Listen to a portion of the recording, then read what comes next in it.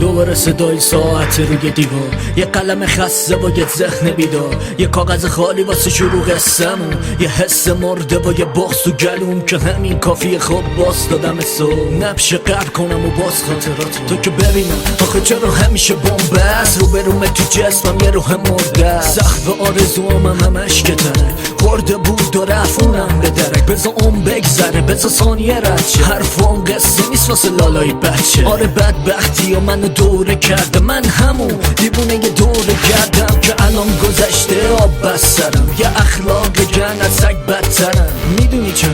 چون بدبختی ها فقط واسه ما بود. ما شدیم پای لنگ و سنگ جلو پامون که هر کس به سمتم از بخت بعد خنجر زدش که از پشت به من. آره من وصلم به دردم، همه زخمم موندن بی من هم. مگه کوهم باشم بازم من تو این بازی بازم بازندم.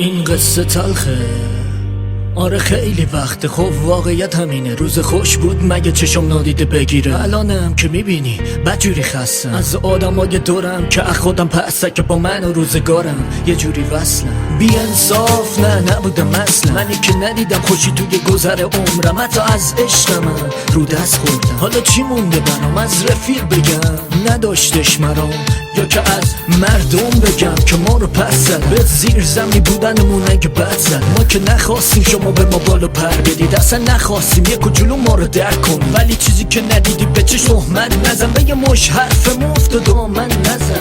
ما که گفتیم 100 بار شکستیم، از اول همین بودیم و هستیم، فرقی نکردیم بازم همینیم. از همه خوردیم که الان نقش زمینی. پس تو بگو انتقام از کی بگیرم، منی که یه عمر با گریه خوابیدم به عشق اونایی که تهمت زدن. قاضی حکم نداد گردن زدن. شاید راست میگن و اصلا من بدم، تو خوب باش و بیا بگذر ازم. نه واسه دردام مرهم نباش، فقط نمک رو زخمم بپاش.